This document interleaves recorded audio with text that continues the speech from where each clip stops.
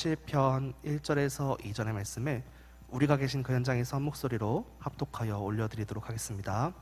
너희 모든 나라들아 여호와를 찬양하며 너희 모든 백성들아 그를 찬송할지어다. 우리에게 향하신 여호와의 인자하심이 크시고 여호와의 진실하심이 영원하미로다. 할렐루야. 아멘. 여호와를 찬양하라는 말씀도 양효선 목사님께서 말씀 드려주시겠습니다.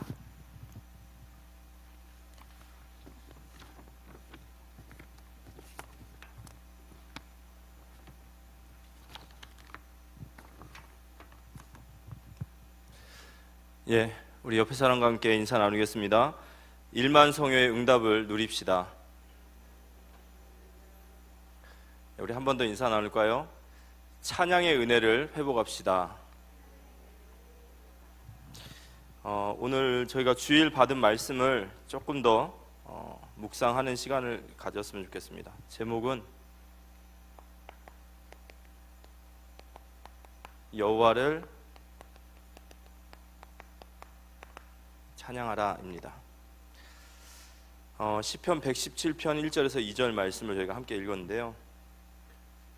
하나님은 말씀을 반드시 성취하시는 언약의 하나님이시기 때문에 올 한 해 우리는 1만 성효의 말씀을 계속 묵상하면서 저희들에게 어떤 상황들이 있을지라도 이 말씀 속에서 답을 얻고 또 그 말씀을 묵상하면 반드시 하나님 길을 열어주십니다. 그래서 길을 열어가시는 하나님을 또 확인하셨으면 좋겠고요.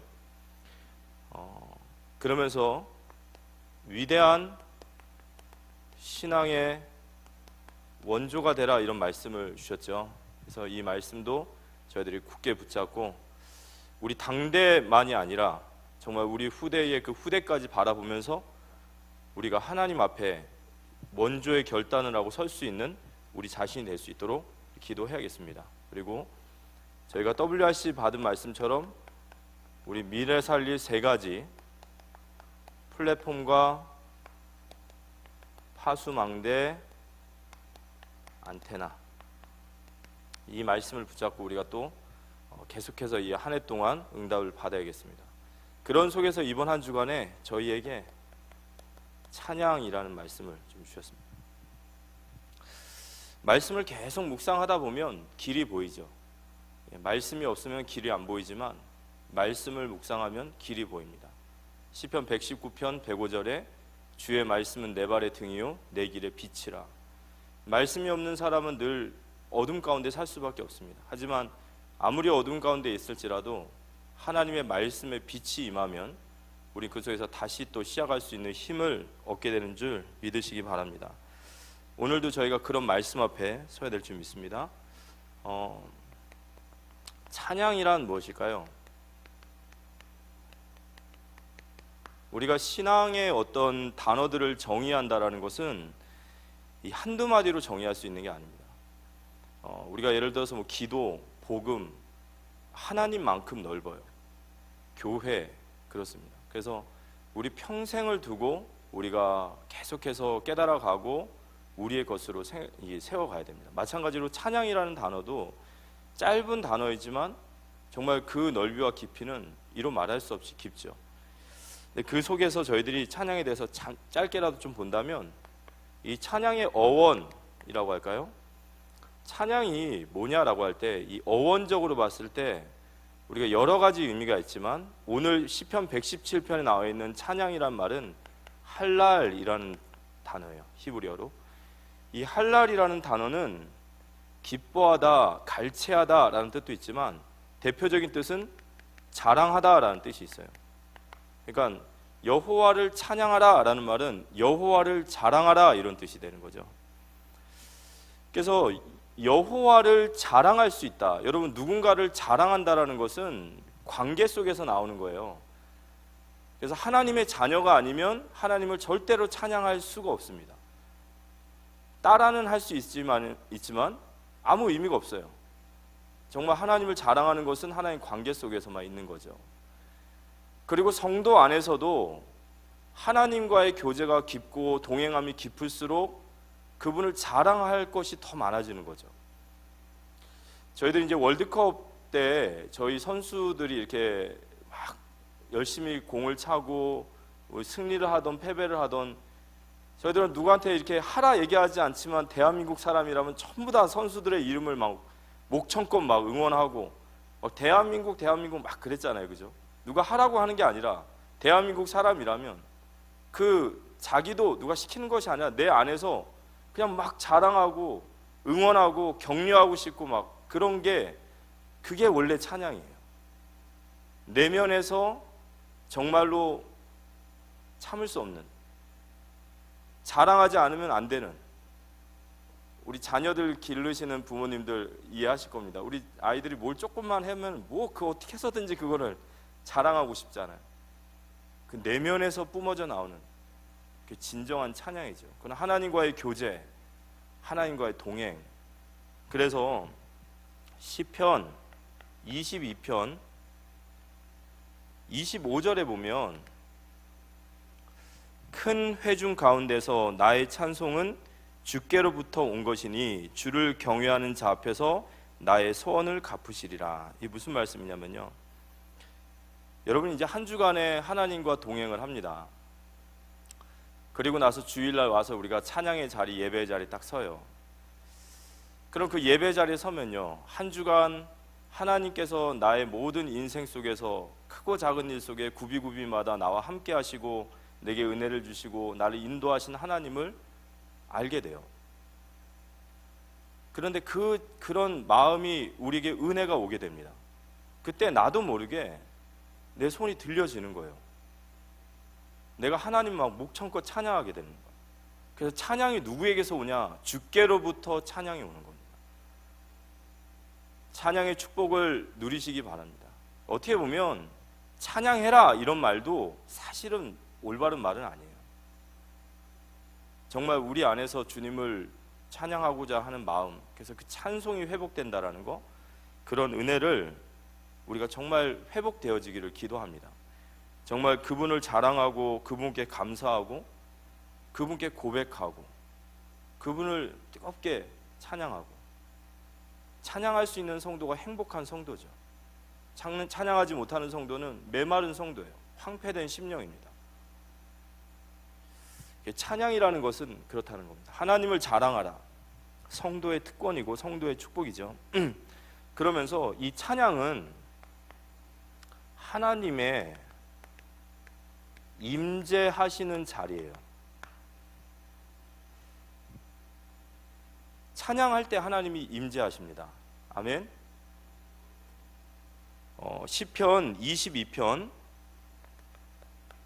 3절에 보면 이스라엘의 찬송 중에 계시는 주여 주는 거룩하시나이다. 우리가 찬양할 때 하나님은 그 찬양을 받으시는 거예요.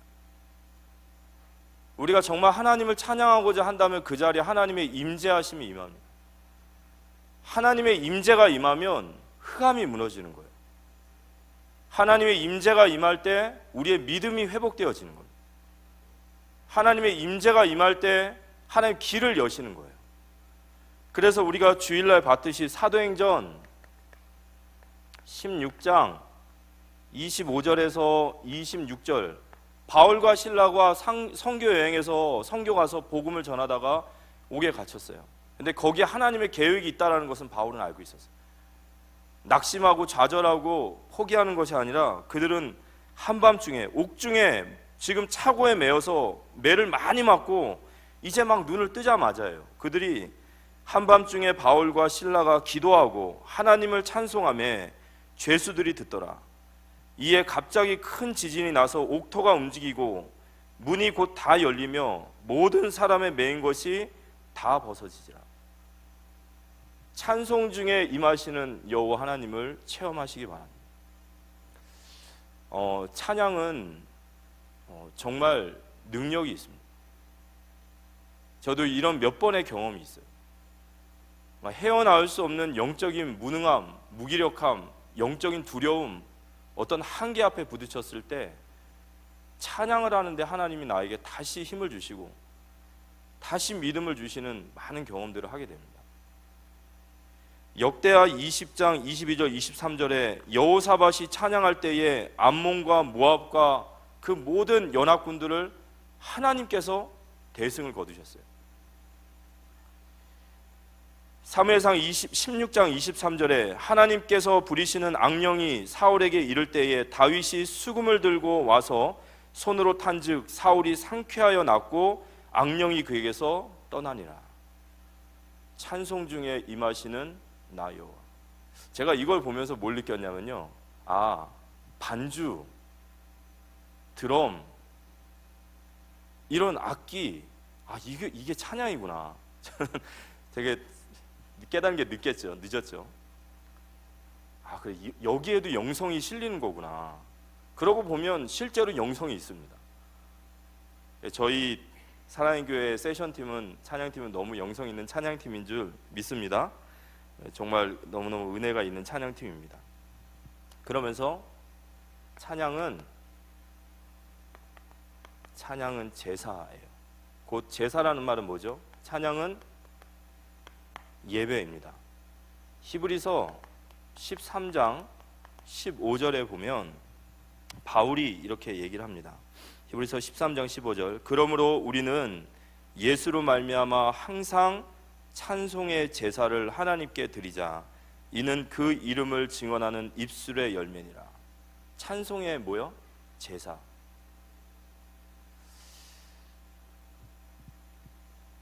찬송의 제사, 예배입니다. 구약에 정말로 찬양의 의미를 제대로 깨닫고 했던 사람이 다윗이에요. 시편 69편 30절에서 31절에 이번 주간에 주셨던 말씀인데요, 내가 노래로 하나님의 이름을 찬송하며 감사함으로 하나님을 위대하시다 하리니 이것이 소 곧 뿔과 굽이 있는 황소를 드림보다 여호와를 더욱 기쁘시게 함이 될 것이라. 하나님은 우리의 재물보다도 우리의 찬양을 더 기뻐하시는 줄 믿으시기 바랍니다. 하나님 우리의 찬양을 기뻐하세요. 자녀의 찬양, 자녀가 하나님을 사랑합니다, 하나님 위대하십니다, 하나님 감사합니다, 그런 자녀의 찬양이 황소를 드림보다 더 값비싸다.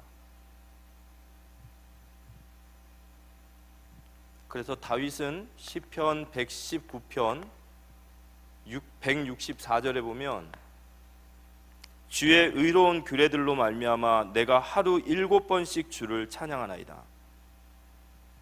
역대상 25장 1절에서 7절에 보면요, 다윗이 왕이 되고 나서 이 찬양의 비밀을 아는 다윗이 이 찬양대를 세워요.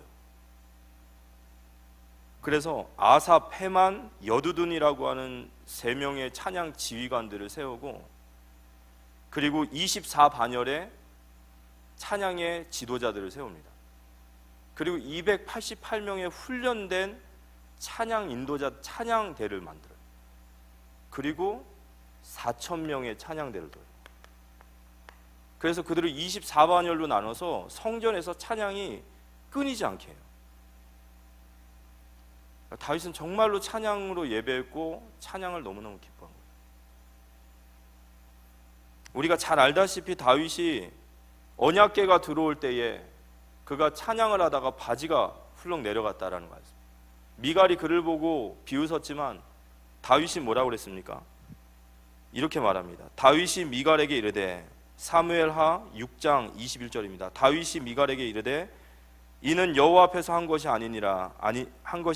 그가 내 아버지와 그의 온 집을 버리시고 나를 택하사 나를 여호와의 백성 이스라엘 주권자로 삼으셨으니 내가 여호와 앞에서 뛰놀리라. 내가 이보다 더 낮아져서 스스로 천하게 보일지라도 내가 말한 바 계집종에게는 내가 높임을 받으리라 한지라.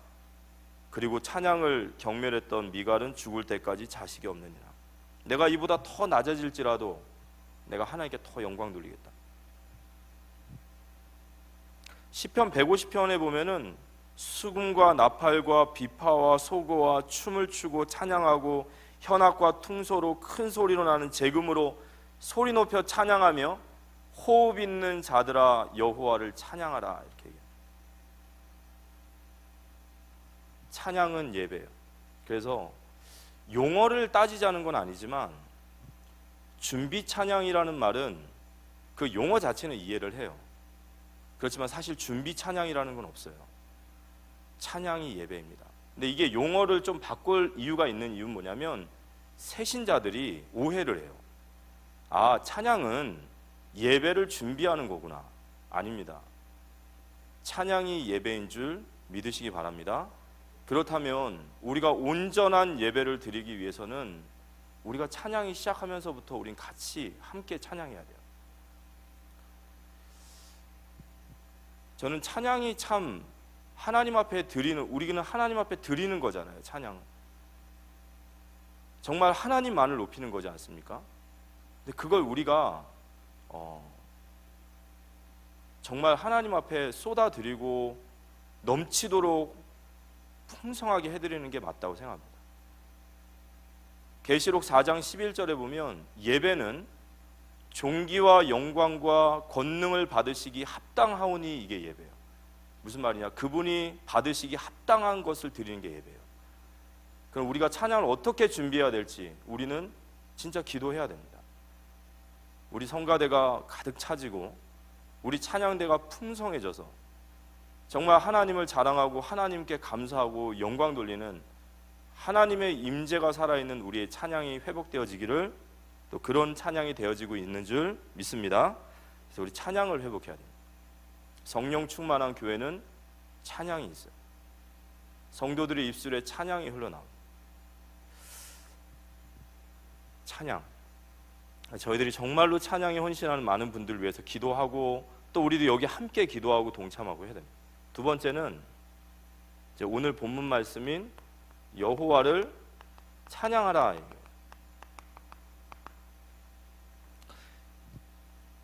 117편 1절에 보면 너희 모든 나라들아 여호와를 찬양하며 너희 모든 백성들아 그를 찬송할지어다, 이렇게 나와 있는데요. 이게 좀 특이한 것은 뭐냐면 이 저자가 다윗인지 아니면 그냥 시인인지 모르겠습니다. 찾아보려고 아무리 찾아봐도 안 나와서. 그런데 이 시인이 이 글을 쓰면서 모든 나라들과 모든 민족은 여호와를 찬양하라 그러거든요. 모든 나라. 근데 이걸 유대인들이 들었을 때는 깜짝 놀랄 겁니다. 이게 무슨 말이죠? 모든 나라라는 것은 이방 나라를 속한 모든 인류를 말하는 거죠. 그 말은 찬양이라는 것은 제가 아까도 말씀드렸지만 하나님의 자녀만이 부를 수 있는 게 찬양인데, 모든 나라 이방인들이 하나님을 찬양하라라는 것은 이방인들에게도 구원의 역사가 일어날 것이다, 이거죠. 그러니까 하나님께서는 벌써 시편에서, 구약에서 이방인들이 나의 자녀가 돼서 나를 찬양할 것이다 라는 것을 얘기하신 거예요. 그거를 이 시인이 모든 나라들에게 얘기하는 거예요. 너희 모든 나라들아 민족들아 여호와를 찬양하라, 이렇게 얘기하는 거죠. 그들이 찬양할 수 있는 자격을 얻을 수 있을 것이다. 그들이 찬양할 수 있는 나의 백성들이 될 것이다, 이 얘기입니다. 그래서 로마서 15장에 보면요, 바울이 이 찬양 구절을 인용을 해요. 언제 인용하냐면 로마 교회의 이방인 성도들이 함께하는 그 자리에서 이야기합니다. 9절부터 제가 한번 읽어보면요, 이방인들도 그 국률하심으로 말미암아, 이 국률은 하나님이 우리를 불쌍히 여기시고 하나님 우리를 돕고자 우리를 구원하신 구원의 역사를 말하거든요. 이방인들도 그 국률하심으로 말미암아 하나님께 영광을 돌리게 하려 하심이라. 기록된 바 그러므로 내가 열방 중에서 주께 감사하고 주의 이름을 찬송하리로다 함과 같으니라. 또 이르되 열방들아 주의 백성과 함께 즐거워하라 하였으며, 또 모든 열방들아 주를 찬양하며 모든 백성아 그를 찬송하라 하였으며. 이게 바로 시편 117편 1편이었어요. 바울이 이방인들도 하나님의 백성이고 이방인도 하나님을 찬양하는 것이 마땅하다라는 이방 선교, 선교에 대한 당위성을 말하는데 시편 117편을 갖다가 쓰는 거예요. 하나님의 뜻이죠. 하나님의 뜻은 모든 나라와 모든 민족들이 하나님께 돌아와서 그들이 하나님을 찬양하기 원하시는 거예요. 유대인들은 이 시편을 들으면서 굉장히 언짢으면서도 아마 이해하려고 노력하지 않았을 겁니다. 알고도 모른 척 했을 거예요. 왜냐, 그들은 선민 사상에 있었잖아요. 우리들만의 하나님, 저 이방인들은 저 다 개같은 민족, 다 지옥의 땔감이나 갈 민족들, 우리만 구원받고 우리만 하나님 축복받고, 그들에게 모든 민족이 다 하나님을 찬양하라라는 말이 그들에게 이해가 되지 않았어요. 그런데 하나님께서 유대인들을 구원하신 것은, 아브라함을 부르신 것은 신명기 7장 7절에 그들의 수요가 많고 그들이 뛰어나기 때문이 아니라 도리어 그들이 작은 민족이고, 하나님 아브라함을 부르심이 뭐죠? 너로 말미암아 모든 만민이 복을 얻게 하려 하는 하나님 이방 선교의 이방인을 구원할 복음의 도구인 구원의 복의 근원으로 부르신 줄을 믿으시기 바랍니다. 그래서 이사야서 43장 21절에 우리가 이 말씀 보면요, 이 백성은 내가 나를 위하여 지었나니 나를 찬송하게 하려 함이라. 이 말은 이스라엘의 이야기가 아니에요. 우리들만의 이야기가 아닙니다. 모든 민족과 열방 속에 하나님이 택하심을 받은 모든 백성들은 하나님을 찬송하기 위하여 지음받은 줄 믿으시기 바랍니다. 그럼 우리가 여호와를 찬양하라는 말은 이런 말이에요. 모든 열방과 민족들 앞에 너희가 하나님을 찬양해야 된다는 거예요.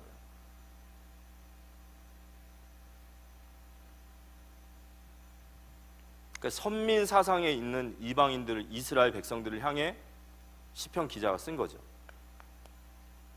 그러면서 그 찬송의 내용을 얘기해요. 그리고 이 찬송을 왜 우리가 찬송을 해야 되는지를 얘기합니다. 우리의 찬송의 이유. 이 히브리어로 이 성경 본문을 읽으면 시편 117편 2절의 맨 앞절에 히브리어로 키라고 하는 접속사가 있어요. 이 키라는 뜻이 뭐냐면 왜냐하면이란 뜻이에요. 너희 모든 민족들아, 모든 열방들아 하나님을 찬양하라. 그 다음에 2절에 왜냐하면 하면서 나오는 거예요. 우리에게 향하신 여호와의 인자하심이 크시고 여호와의 진실하심이 영원함이로다. 왜 우리가 하나님을 찬양하고 너희 이방 민족들과 모든 민족들이 하나님을 찬양해야 되는 줄 아느냐? 하나님이 우리를 향하신 인자하심이 크시고 그의 진실하심이 영원하기 때문이다. 할렐루야, 이렇게 얘기하는 거예요. 우리가 하나님을 찬송해야 될 이유입니다. 그의 인자하심이에요. 이 인자하심이라는 단어는 우리 주일날 말씀을 배웠듯이 이 헤세드라는 단어가 있어요. 제가 이제 신학교를 다닐 때 구약학을 가르치시던 교수님이 이 헤세드를 얘기하면서 도대체 무슨 얘기를 하고자 하는지는 모르겠는데 엄청 중요하다는 거예요. 이게 엄청 중요하대요. 계속 뭔가를 얘기하려고 하는데 결국은 뭔지를 잘 모르겠는 거예요. 근데 이 헤세드라는 속에는 하나님의 모든 것들이 담겨 있어요. 그의 자비하심, 그가 우리를 긍휼히 여기심, 그의 친절하심, 그의 어떤 인자하심, 여러 가지 의미가 있지만 이 헤세드의 가장 중요한 단어는 뭐냐면 언약적 사랑이에요. 이걸 또는 계약적 사랑이라고 합니다. 그러니까 하나님이 사랑이시다라고 말할 때 하나님이 우리를 헤세드, 우리를 사랑하신다. 우리 하나님의 자녀들을 헤세드 하시거든요. 그 말은 언약적 사랑하신다라면. 그럼 이 언약적 사랑이라는 말은 무슨 말이냐면 하나님이 우리에게 헤세드를 행하신다라는 것은 이런 뜻이에요. 이 언약, 쉽게 말해서 계약, 하나님과의 약속, 이 약속의 사랑은 뭐냐? 인간이 하나님을 향하여 이 언약을 파기하더라도 하나님은 이 언약적 사랑을 절대 포기하지 않으시는 사랑이 이 사랑이에요. 다시 한번 말씀드릴게요. 이 헤세드라는 사랑은 인간이 하나님을 향한 언약을 파기할지라도 하나님은 그 언약과 그 언약적 사랑을 절대로 포기하지 않는 사랑이 헤세드예요. 우리가 그 헤세드의 사랑을 받고 있는 줄 믿으시기 바랍니다. 이게 성경의 이야기예요. 우리가 어찌 감히 인간의 사랑을 얘기합니까? 우리가 구약의 이스라엘 백성들과 구약의 수많은 이스라엘 백성들 보면서 그들은 하나님 앞에 죄인이고, 그리고 늘 죄악 가운데 있고, 늘 그들은 죽어 마땅한 죄인이에요. 그렇지만 하나님은 그들과 상관없이 그들을 끝까지 이끌어 가시는 거예요. 그래서 이 헤세드의 사랑을 뭐라고 하냐면요, 하나님이 인자하시다라는 것은 우리가 말할 수 없는 죄인임에도 불구하고 우리를 용서하시고, 여전히 우리가 죄인임에도 불구하고 우리를 포기하지 아니하시고 우리에게 한결같이 성실하시고 변하지 않으시는 사랑을 보고 헤세드라고 하는 거예요.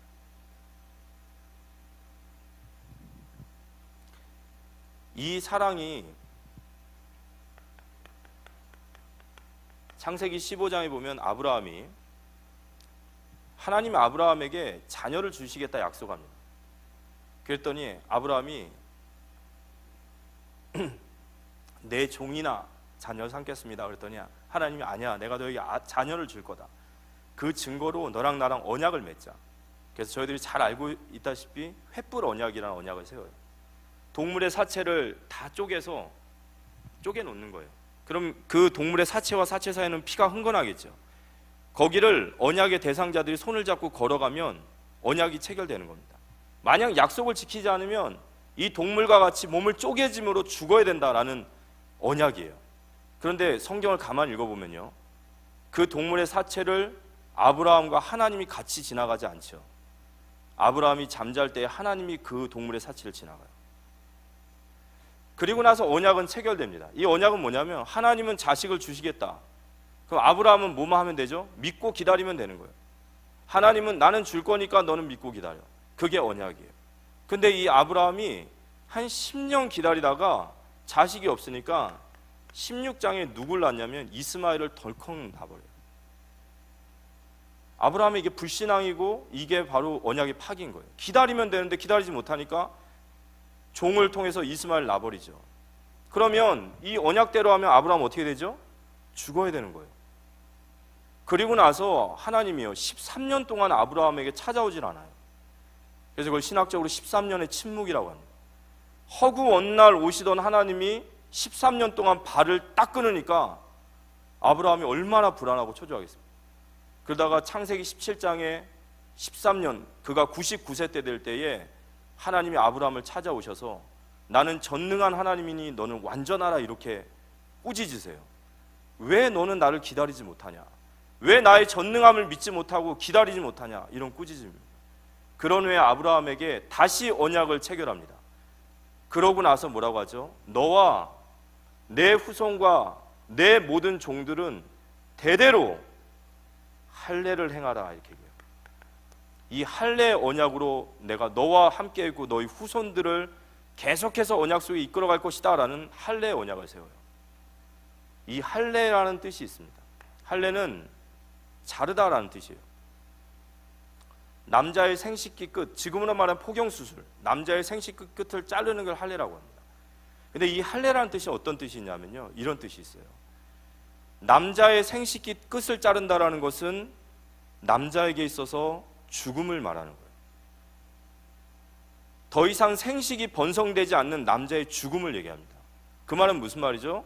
너 아브라함아, 너는 죽었어 이 얘기예요. 왜 죽었죠? 하나님과의 약속이 파기된 거예요. 공의로우신 하나님은 약속에 신실하신 하나님과의 약속이 파기된 거예요. 그럼 아브라함은 죽어야 돼요. 그런데 하나님께서 할례를 행하게 하십니다. 무슨 말이죠? 넌 죽었어 라는 표시예요. 그걸 대대로 행하라. 너희 모든 후손들은 다 죽었어 라는 뜻이에요. 그런데 그 죽은 몸에서 누가 나오죠? 이삭이 나와요. 그래서 이삭은 아브라함의 후손이라 말하지 않고 언약의 자손이라 말합니다. 왜 그러죠? 이 이삭의 후손으로 오실 메시아 예수 그리스도가 아브라함의 죄를 위하여 다시 대신 죽으시는 거예요. 이게 할례의 표시입니다. 이걸 우리 몸에, 우리는 마음의 할례를 새기라. 무슨 말이죠? 헤세드의 사랑이에요. 우리는 하나님 앞에 죄밖에 안 져요. 우리는 잘한다고 하는 게 죄고요, 살아서 숨쉬는 자체가 죄입니다. 그런데 하나님께서 그런 우리 죄인된 우리를 용서하시고 버리지 않으시고 그 변하지 않으신 사랑으로 주님은 끝까지 그 일을, 이 사랑을 펼쳐가시는 겁니다. 헤세드의 사랑, 그 인자하심을 찬양하라. 이방인들을 향한 메시지예요. 이방인들을 향한 메시지입니다. 우리를 향한 메시지예요. 말할 수 없는 죄인일지라도 용서하실 것이고, 연약한 죄인임에도 불구하고 그를 버리지 아니하시고 변하지 아니하시고 끝까지 그 사랑을 지켜가시는 하나님, 그걸 선포하라는 거예요. 그러면서 그 하나님은 진실하시다 그랬어요. 이 진실하심이라는 말이 에메트라고 하는데요, 이 에메트라는 말이 아멘이라는 뜻이에요. 진실하다, 진실로 그러하다. 하나님은 진실하신 하나님이시에요. 그 말은 하나님은 하나님의 약속을 반드시 지키시는 하나님이신 줄 믿으시기 바랍니다. 하나님은 하나님의 약속을 반드시 지키세요. 이 인자하심과 진실하심, 우리는 질문할 수 있어요. 하나님이 정말 나에게 인자하시고 하나님 정말 우리에게 진실하십니까? 하나님은 이 인자하심과 진실하심에 우리에게 증거를 주셨습니다. 그 증거가 바로 누구시죠? 바로 예수 그리스도예요. 그래서 로마서 5장 8절에 분명한 증거를 얘기합니다. 우리가 아직 죄인 되었을 때. 너무 우리 자신에게 실망하지 마십시오. 우리가 그렇게 괜찮은 사람들이 아니에요. 너무 낙심해서 다 끝났다, 이것도 사실은 헤세드의 사랑을 모르는 거예요. 우리의 시작이 그런 죄인이었습니다. 우리가 아직 죄인 되었을 때에 그리스도께서 우리를 위하여 죽으심으로, 십자가의 죽으심으로 하나님이 우리를 향하신 사랑을 확정하셨느니라. 바로 예수 그리스도가 하나님의 인자하심과 진실하심의 증거이십니다. 우리 구주 예수 그리스도. 제가 오늘 이 말씀을 준비하면서 요한복음 1장 9절에서 12절에 보면 예수님이 이 땅에 오실 때 모습을 얘기하시잖아요. 참빛 곧 세상에 와서 각 사람에게 비추는 빛이 있었나니 그가 세상에 계셨으나 세상은 그로 말미암아 지은 바 되었으되 세상이 그를 알지 못하였고 자기 땅에 오매 자기 백성이 영접하지 아니하였으나 영접하는 자 곧 그 이름을 믿는 자들에게는 하나님의 자녀가 되는 권세를 주셨으니, 자기 땅에 오매 자기 백성이 영접하지 아니하였으나, 우리가 지난날에 그렇게 있었어요. 우리는 죄인이었습니다. 근데 하나님이 우리 인생을 찾아오신 거예요. 여전히 우리는 부족하지만 그 하나님이 우리를 변하지 않는 사랑으로 이끌어가고 계셔요. 그리고 우리의 연약함을 이기셔서 마침내 승리하시는 그분의 사랑이 될 줄 믿으시기 바랍니다. 빌립보서 1장 6절 말씀처럼 우리를 그리스도 예수의 날까지 우리를 계속해서 지어가고 계시는 줄.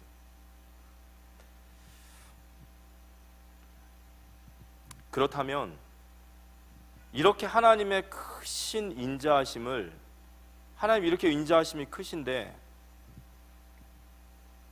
왜 여전히 많은 사람들은 구원을 얻지 못할까요? 그 이유는 이 인자하심을 정말로 풍성하게 누리려면 내 자신이 얼마나 하나님 앞에서 죽어 마땅한 죄인인 것을 깨달아야 돼요. 내가 죄인임을 깨닫게 될 때 나는 영원한 지옥과 영원한 저주로 심판을 받아서 영원한 사망으로 들어간다는 것을, 거기에 내가 눈이 열리고 거기에 마음이 깨달아질 때 비로소 십자가가 보이기 시작합니다. 우리가 모든 나라들아 여호와를 찬양하라, 이 말이 저는 이렇게 들려요. 하나님 우리에게 하시는 말씀이에요. 모든 나라와 민족들을 향해서 그의 인자하심과 그의 진실하심을 선포하라는 거예요. 왜 너희가 그 하나님을 찬양해야 되는 줄 아느냐? 그가 왜 인자하시고 진실하신 것을 너가 찬양해야 되는 줄 아느냐? 한없는 죄인 우리를 용서하시는 그 하나님이심을 우리는 선포해야 되는 거예요. 그래서 시편 117편의 이 찬양은 전도자의 노래 같아요. 열방을 향해서 말하라는 거예요. 모든 민족을 향해서 그의 인자하심과 그의 진실하심이 왜 너희들이 찬양을 해야 될 이유인지를 선포하라는 겁니다. 우리가 여호와를 찬양하는 시간 되기를 기도합니다. 여호와를 찬양하시기 바랍니다. 왜 그분이 너희들에게 인자하시고 왜 그분의 진실하심을 우리가 찬양해야 되는지, 그들이 왜 인자하심을 누리지 못한다고요? 그들은 자신들이 죄인인 것을 몰라요. 하나님의 인자하심이 왜 나에게 찬송의 이유인지 모른다는 거죠. 듣지도 못한 이를 어찌 부르리요? 믿지도 않은 이를 어찌 말하리요? 전파하는 이가 없으니 어찌 들으리요? 그런데 그건 우리도 마찬가지예요. 우리가 왜 하나님의 인자하심을 깊게 누리지 못하죠? 우리 자신의 죄인임을 아직 몰라서 그래요. 우리가 진짜로 하나님 앞에서 한없는 죄인이고 죽어 마땅한 죄인임을 깨닫게 될 때 우리는 그 인자하심의 크신 풍성함을 누리게 될 줄 믿으시기 바랍니다. 그래서 오늘 결론적으로 오늘 말씀을 마치면요,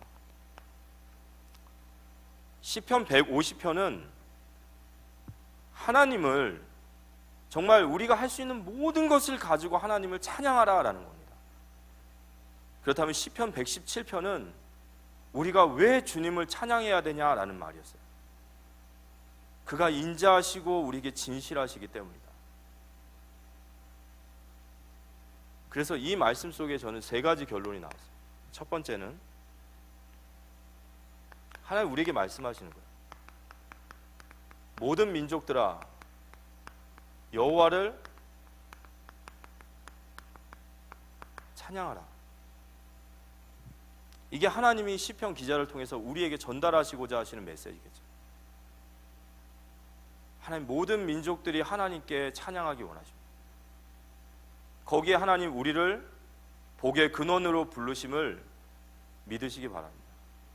우리만 구원받고 우리만 즐기고 우리만 하나님의 인자하심이 아니라 우리를 부르신 이유는 저 이방 땅에 복음 듣지 못한 모든 민족들을 위하여 우리를 먼저 부르심을 믿으시기 바랍니다.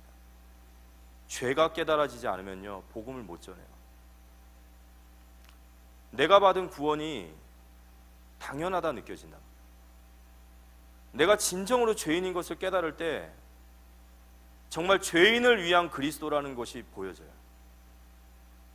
그 죄인 가운데 나를 건져내신 것은 죄인을 위하여 나를 부르신 겁니다. 그래서 우리는 복음의 빚진 자예요. 우리가 무엇을 선포해야 되냐면요, 하나님의 인자하심을 선포하고 하나님의 진실하심을 찬양하라 그랬습니다. 하나님은 인자하십니다. 그리고 하나님은 진실하셔요. 근데 이스라엘 백성들은 이걸 이해하지 못했어요. 그들은 선민 사상이 있었어요. 이방인들을 보고 더럽다고 말했어요. 모든 사람이 죄를 범하였음에 하나님의 영광이 이르지 못했고 의인은 없나니 하나도 없습니다. 모든 사람은 하나님 보시기에 똑같은 죄인이에요. 똑같은 죄인. 근데 유대인들은 선민 사상이 있었어요. 그들은 더러운 인간들이고 더러운 죄인들이고 우리는 고결한 하나님의 자녀고, 그래서 그들은 복음 선포하지 않았어요. 우리가 주의 인자하심이 무엇인지를 깨닫고 그의 진실하심이 무엇인지를 깨닫는다면 우리 눈앞에 더러운 인간은 없어야 돼요. 우리가 진짜로 그리스도의 그 은혜를 깨달은 자라면 정죄가 없어져야 됩니다. 정죄는 내가 죄인임을 깨닫지 못한 거예요. 기독교인에게 있어서 정죄함이 왜 죄가 되는지 아십니까? 정죄한다라는 것은요, 너보다 내가 낫다라는 거예요. 너는 왜 그 모양으로 사냐는 거예요. 그런데 문제는요, 우리가 욕하고 정죄하고 비난하는 그 사람들보다 우리가 조금 더 괜찮은 사람이라고 한다면 그런 사람이 될 수 있도록 환경을 만들어 주신 하나님을 찬양하시기 바랍니다. 우리가 그 사람과 똑같은 환경과 그 사람의 똑같은 자리에 놓여 있다면 우린 그보다 더한 인간이에요. 우리가 누구를 정죄하고 누구를 욕하고 누구를 더럽다 말할 수 있습니까? 그건 인자하심이라는 말을 깨닫지 못한 거예요. 그건 선민사상에 잡혀 있는 거예요. 우리 주변에 우리가 더럽다라고 생각하는 사람들, 우리가 생각했을 때 저 인간은 안 된다라고 말하는 자들, 그 생각이 선민사상인 줄 믿으시기 바랍니다. 우리가 진짜로 하나님의 은혜를 받아야 돼요. 은혜가 뭐죠? 우리가 죄인인 것을 깨닫는 거예요. 그 죄인을 위해서 이 땅에 십자가를 지러 오신 그리스도를 만날 때 우리는 그 인자하심을 선포할 수 있는 거예요. 그의 진실하심을 선포할 수 있는 거예요. 우리 조금 있으면 이제 명절 다가오지 않습니까? 여호와를 찬양하는 명절이 되기를 기도합니다.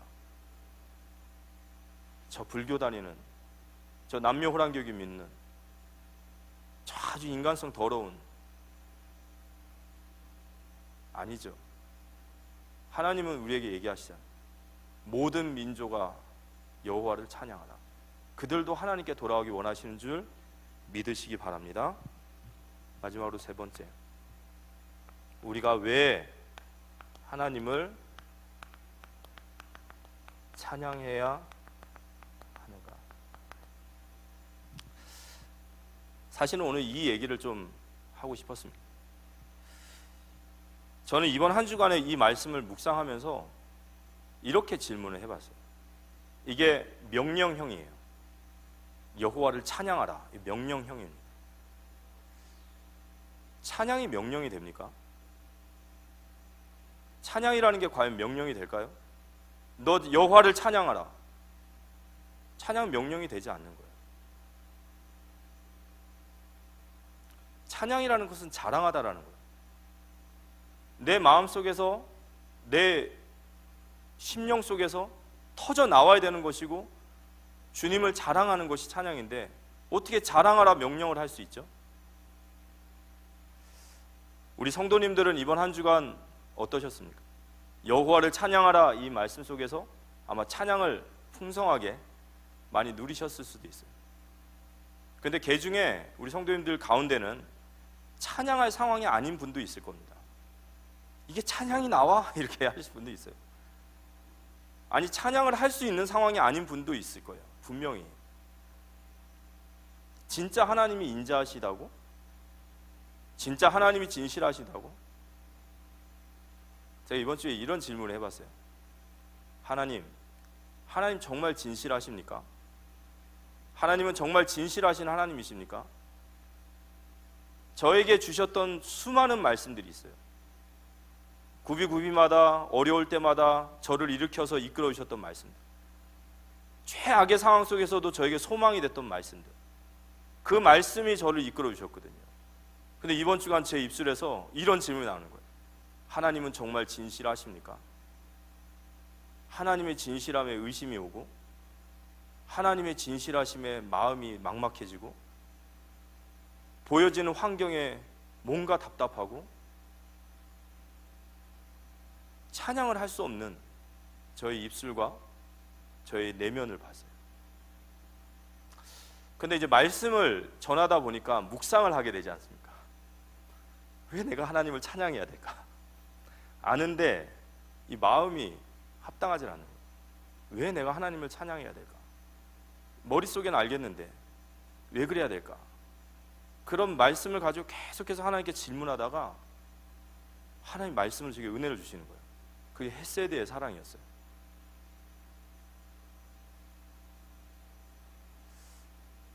하나님 저에게 이렇게 말씀하시는 것 같아요. 내가 아무리 하나님을 의심하고 내가 하나님 앞에 아무리 내가 넘어져 있고 내가 하나님의 사랑을 눈꼽만큼도 이해하지 못해도 하나님은 그거와 개의치 않으시고 하나님의 사랑을 묵묵히 이루어가시는 그 헤세드의 그 에메트의 하나님이신 것을 제가 믿어지기 시작하는 거예요. 아, 진짜 그게 내가 찬양할 이유였구나. 나의 수준과 내 어떤 진실한 고백과 내 마음에 동요하지 않더라도, 내가 하나님을 찬양할 이유가 있어요라고 대들더라도 하나님 거기에 개의치 않으시고, 거기에 하나님 마음 변하지 않으시고, 한결같이 변함없이 나를 위한 사랑을 변치 않으시고 계속해서 이루어가시는 그 하나님이, 그게 헤세드의 사랑이라는 것을 제가 마음속에 느끼게 됐어요. 아, 이게 내가 하나님을 찬양해야 될 이유구나. 하나님 나와 다르시구나. 나는 늘 하나님 의심하고 늘 하나님 삐져있고 늘 하나님 찬양해야 될 이유가 뭡니까? 늘 맨날 의처증 환자같이 맨날 하나님 나 사랑하십니까? 이러고 있는데 하나님은 그거에 연연치 않으시는 거예요. 하나님 늘 나를 사랑하시는 거예요. 하나님 우직하게 하나님의 길을 걸어가시는 거예요. 그리고 하나님은 마침내 저를 이기시고 저를 다시 믿음의 자리에 세우시는 줄 믿으시기 바랍니다. 너무너무 감사드렸어요. 아, 내가 바라봐야 될 것은 내 의지요, 내 믿음이 아니라 하나님이시구나. 변하지 않는 그 하나님이시구나. 그 하나님은 진실하십니다. 그래서 오늘 말씀은 이런 말씀이에요. 하나님의 인자하심은 하나님의 진실하시다. 그 하나님의 인자하심은 진실하시다. 그게 저와 우리가 진정으로 찬양해야 될 바로 우리 하나님인 줄 믿습니다. 주님이 우리가 죄인 되었을 때 십자가를 지셨고 여전히 연약하지만 우리를 버리지 않으시고 우리를 포기하지 않으시고 우리를 변하지 않으시고 한결같이 나를 사랑한다 얘기하시고 늘 내가 가장 귀하다 말씀하시고 괜찮다 말씀하시는 그 하나님을 누리시면서 이번 한 주간 우리가 하나님 앞에 진정으로 찬양하는 우리 귀한 한 주 되어지시기를 살아계신 예수님의 이름으로 기도합니다. 우리 찬